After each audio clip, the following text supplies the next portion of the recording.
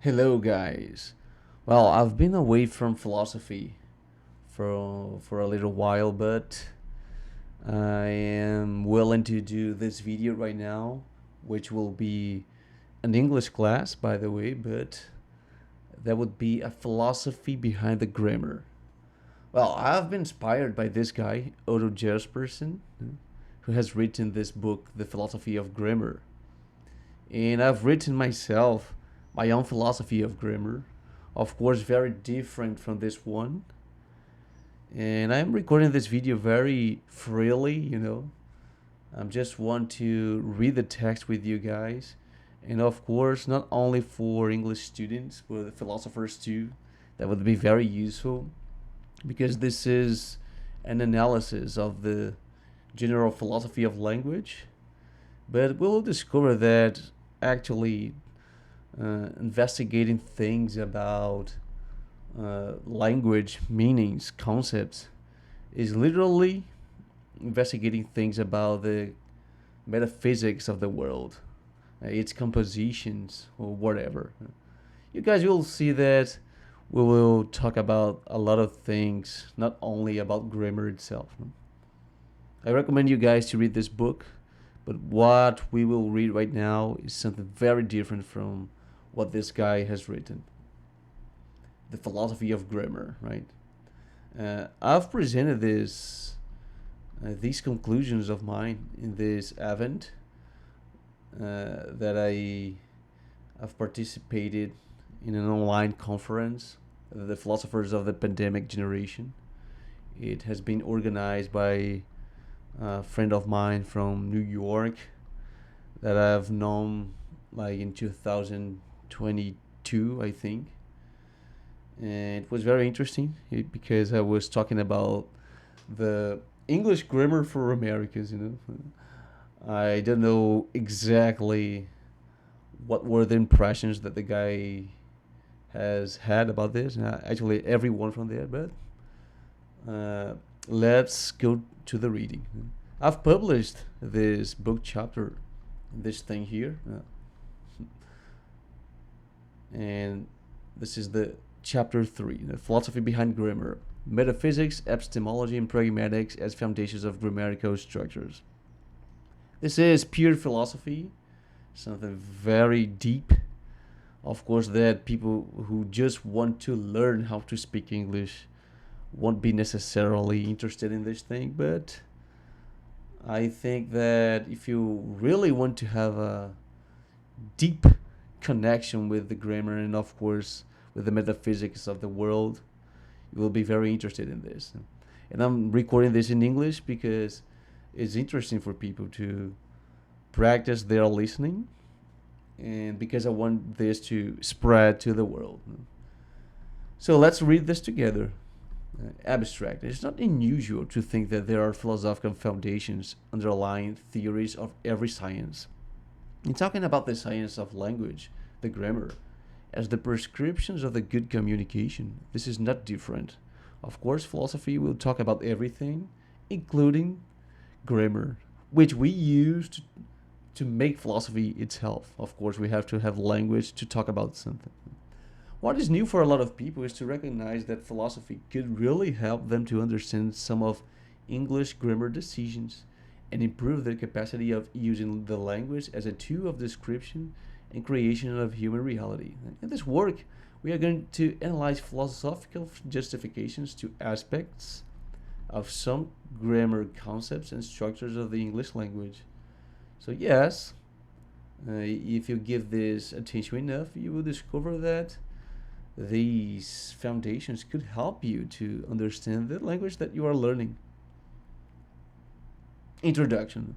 Philosophy can be considered a general science or the science of all sciences because it prescribes the foundations of knowledge and the right thinking. Logic. Since ancient Greece, with Plato and Aristotle, about 300 years BC, sciences and formal knowledge as geometry, arithmetic, medicine, physics, biology, linguistics, and logic itself have encountered their birth and development. And even nowadays, we can see philosophy making contributions to a lot of contemporary fields of rationality as computing science and artificial intelligence.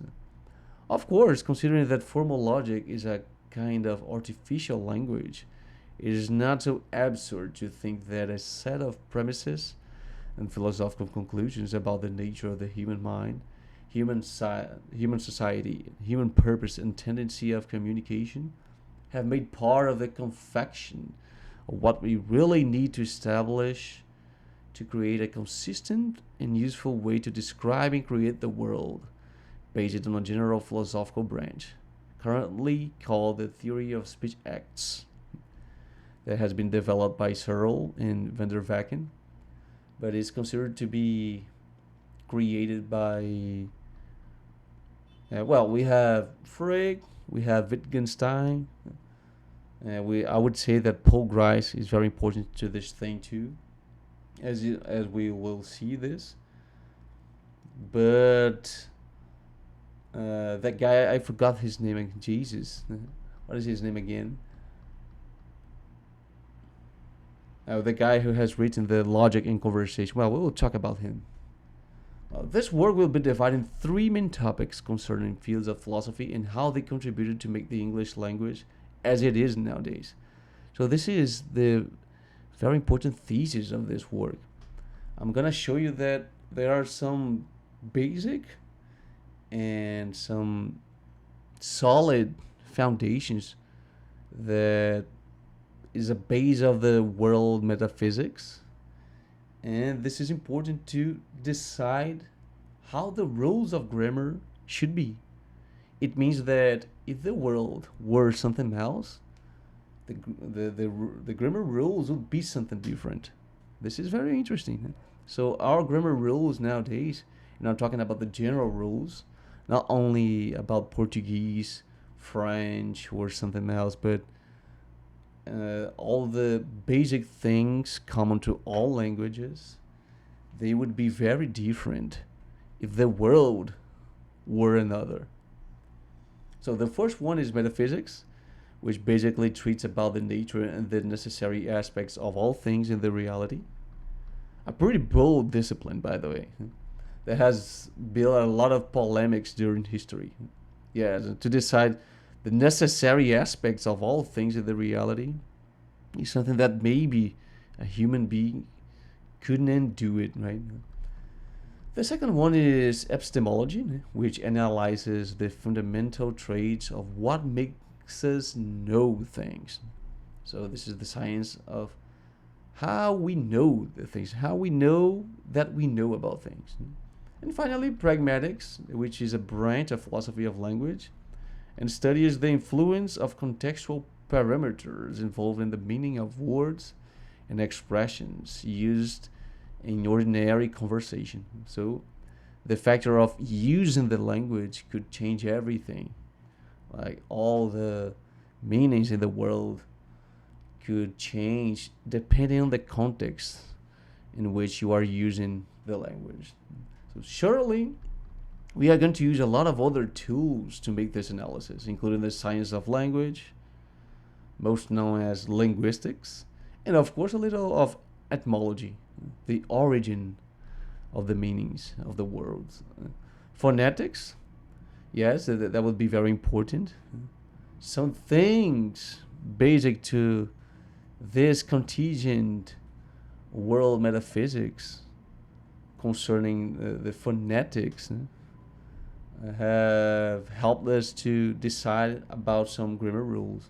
And even psychology, which is not philosophy, but like these things here, linguistics, etymology, phonetics, and psychology itself, they are sciences. Since every philosophical inquiry would naturally deal with other lines of language investigation. Actually, they all came from roots of philosophical interest. So yes, philosophy is the mother of all sciences. This is the basis for everything. So before that, let's see a very important difference to be dealt with. Philosophy of language versus linguistics. So the difference is the same as the general difference between philosophy and science. The first deals with the a priori aspects of reasoning, such as logical laws, supposedly necessary, inevitable, and how they relate to, describe, and create the very constitution of reality. So that would be the philosophy of language, right? The a priori aspects. So philosophy of language deals with all the rules before all the experience. Of course, that we have had to be born first, to experience the material world, and afterwards we have realized that we can go backwards in time and see that we have some a priori aspects, some very fundamental knowledge that are common to all rational human beings, or I would say all rational minds, all rational perspectives. Uh, I can talk about extraterrestrial beings, for example. I don't know, spirits. This doesn't matter. And yes, there are some a priori aspects of reasoning. There are some things that you cannot change, at least in this contingent world. In this work, I will not talk about different kinds of worlds that might exist. We could say that without language, there's no understandable world. And this is one of the greatest theses of this paper. And we are not just analyzing grammar or language, but we are analyzing the constitution of the world. The second deals with a posteriori aspects based on human investigation of natural and social phenomena through experiments and arbitrary criteria in order to describe the most reasonable laws of the observed world. So, the science of language, what we call linguistics, it deals with all the things that comes after we have developed language, we have developed rules, and we are going to see common things between languages, for example. But we know that these things are related, right? I would never create things without basic things of the metaphysical world. So the a priori and posteriori, they are related to each other. Despite of this difference, philosophy as we know currently is actually a kind of science of philosophy, because we are still making a lot of assumptions in the development of several theories, as does science. Anyway, let's assume the difference above. So, like I usually tell to my friends, what we see at the university nowadays, I wouldn't call those philosophy, because this is just a science of philosophy, I would say. Because we are still assuming a lot of things, and philosophy is about doubting everything. If you are just telling me that this is real, this is a good premise, you would have to prove the validity of all these things that you are saying. And I would ask you about the validity of the things that you have used as the validity of the things that you wanted to prove. So, yeah, this is not our fault. Philosophy is about being a critic, right? I cannot assume things. When you assume things, you are doing science. That's why I have abandoned science. Because I don't want to assume things. I want the truth, right? So the philosophy of language, though, would therefore be a redundancy. It is through concepts belonging to language that philosophy acts. Even so, the philosophy of language has as results which criteria must be taken into account for the realization and satisfaction of a speech act. So this is basically how we would define philosophy of language nowadays, and based on the speech act theory. So when you know all the aspects between the realization and satisfaction of a speech act, you are doing the philosophy of language, because, as we will see, the illocutionary act, which is a part of a speech act, is the fundamental, is the minimum unity of language. So it's impossible to talk about language without talking about elocutionary acts, right? And then speech acts. For example, to make a statement about the world, someone must believe on what one says. Realization, this is the realization of the elocutionary act. And the world must be as one says, the satisfaction. So realization is about list all the criteria that I should have to realize to make it real, an elocutionary act. And the satisfaction would see whether the world is kind of respecting the criteria that I have established. Of course, if there were satisfactory epistemological and semantical criteria for such verification. This thesis in particular is something very polemic. Like my teacher in my master degree didn't agree so much in consider epistemology in a philosophy of language, but I was trying to convince her that they cannot be separated. You know? So, for example, this is the example that I usually bring to her. Let's suppose that I'm not the mayor of the city, but I act better than the official mayor of the city. So people don't recognize the official mayor as the mayor, but they recognize me as the mayor because I do more for people than the mayor himself or herself. So, of course, if I say something like, uh, "I'm not the official mayor, but since you guys recognize me as the mayor, I can, for example, open a library and call it like the Recife Library, and everyone would recognize it as an official library of the city, of the village, although I'm not the official mayor.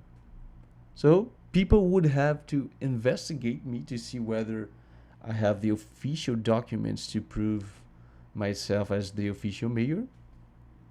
But they would have to make this investigation. This is epistemological investigation. So in order to decide whether my speech act, the inauguration, was valid, people would have to investigate whether I'm the official mayor or not. But is this really relevant? People already recognize me as the official mayor. So this would be necessary to see whether I'm the official mayor. So these epistemological things, of course, they are important to the validity of the speech act, the speech act of inauguration, for example. Also, philosophy of language sought to logically exhaust the number of types of speech acts, and five, by the way, which are the assertive, the compromissive.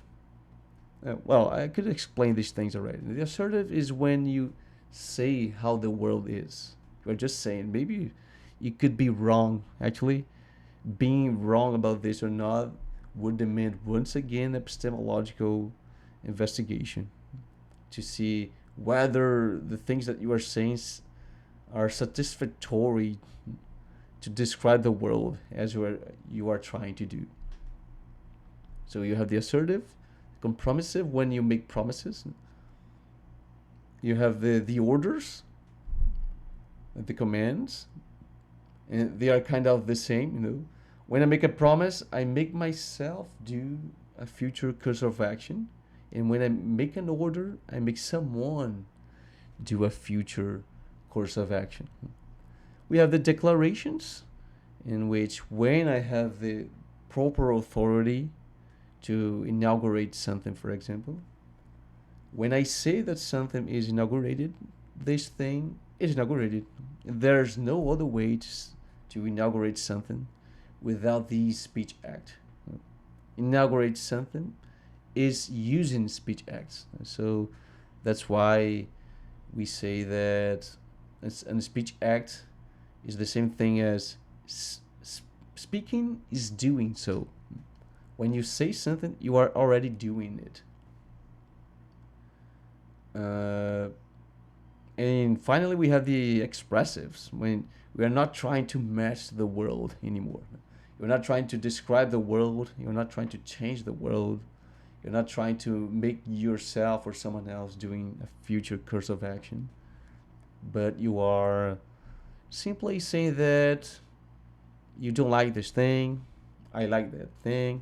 You're just expressing the content of your brain, of your beliefs, uh, whether you are satisfied about something or not.